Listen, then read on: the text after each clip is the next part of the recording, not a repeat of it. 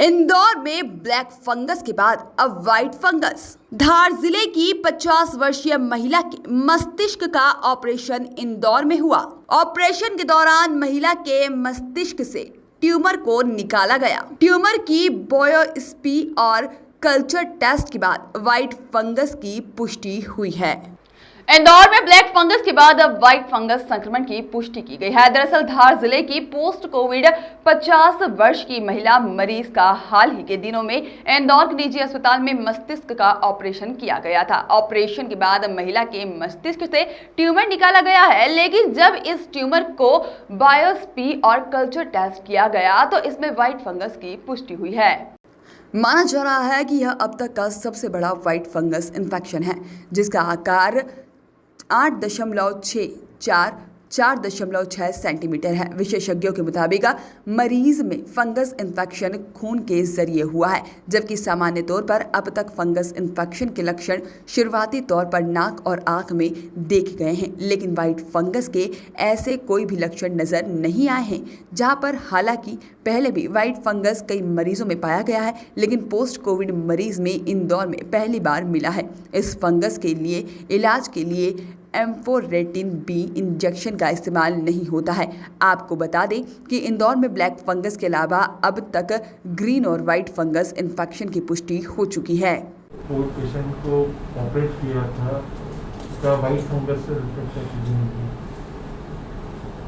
ये पेशेंट हमारे पास धार से आया था और ये पेशेंट मेरे पास आने के पहले एक दूसरे हॉस्पिटल में गया था, जहाँ इसको थोड़ी सी वीकनेस थी right side of the body में, और एक वहाँ इसका सीटी स्कैन भी हुआ था, जिसमें बहुत ही छोटा सा मटर के दाने के बराबर एक ट्यूमर जैसी चीज़ थी। और उसके बाद क्योंकि ये वहाँ कोविड पॉजिटिव हुआ, उसके बाद इसको कुछ कन्फ्यूजन हुआ, ये वापस धार चला गया। धार जाके इसका जो राइट साइड की वीकनेस थी वो बढ़ गई और इसने अपने आप को कोविड होने के कारण से 15 दिन के लिए खुद ही आइसोलेट कर लिया था। उसके बाद जब इसकी वीकनेस बढ़ गई तो ये कहीं से मेरे बारे में सुन के वापस इंदौर आया, और इंदौर में इस बार ये मेडिकेयर हॉस्पिटल में आया।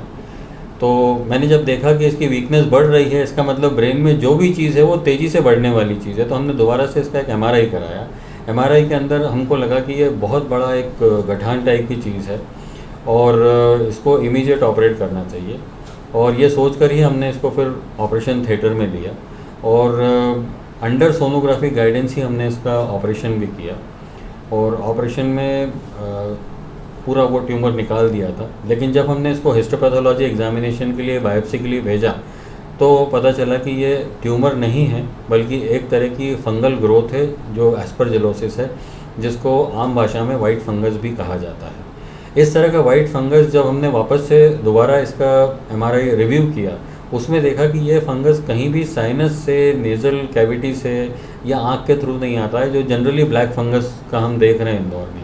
लेकिन ये ब्लड बॉर्न था, ये ब्लड के थ्रू ऊपर गया और ब्रेन में ये जाके मैसिवली ग्रो कर गया।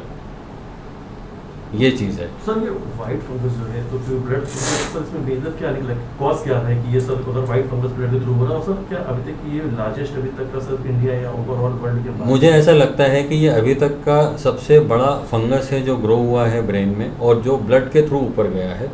अब सवाल ये है कि ये ब्लड में कैसे आया है। तो ये फंगस हमारे वातावरण में हर जगह मौजूद है, टेबल के ऊपर है, वॉल्स के ऊपर है, हमारे मोबाइल के ऊपर है, हमारे खाने के ऊपर है, और इसको जहाँ भी ऐसा व्यक्ति दिखता है जो इम्यूनो कॉम्प्रोमाइज्ड है, जिसके बॉडी में लड़ने की क्षमता, बीमारी से लड़ने की क्षमता कम है, ये वहाँ पे अटैक करता है। और जैसे ये पेट में जाएगा, लिवर में जाएगा, वहाँ से हार्ट में जाएगा और ब्लड के थ्रू फिर ये ब्रेन में चलेगा। सर की साइज़ क्या थी, कितने साइज? इसका साइज़ लगभग आप माने 8.2 centimetres into 4.6 centimetres into 4 centimetres था। ये starting from the frontal lobe of the brain, frontal से parietal and then posterior parietal and up to the pre occipital lobe ये गया था। काफ़ी बड़ा है। इंदौर में अब तक ग्रीन फंगस के बारे में सुना था, ये व्हाइट फंगस का पहली बार डिटेक्ट हुआ था? नहीं, वाइट फंगस का नाम तो सबने सुना है, लेकिन ब्रेन में इतना बड़ा वाइट फंगस होना ये अपने आप में एक अलग चीज़ है। ये पोस्ट कोविड पेशेंट ये पोस्ट कोविड पेशेंट थे और बाद में जब हमने ऑपरेट किया तब तक ये नेगेटिव हो चुके थे। इसमें सबसे अच्छी चीज़ ये थी कि जैसे ब्लैक फंगस में सबसे कारगर दवाई एम्फोटेरिसिन है, जिसकी इंदौर में बहुत ज़्यादा शॉर्टेज है। लेकिन वाइट फंगस में एंटी फंगल दवाई दूसरी है जो कि अवेलेबल है इंदौर में, उसका नाम है वोरिकेनाजोल।